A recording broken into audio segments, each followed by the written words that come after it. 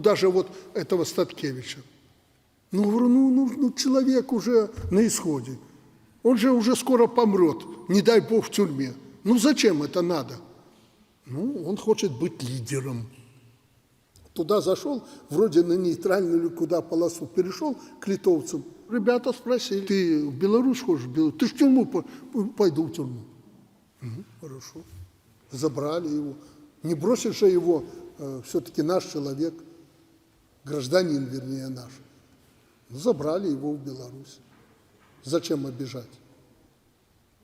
Но если он хочет лидером быть по сжиганию автомобилей и домов милиции, то пускай там находится.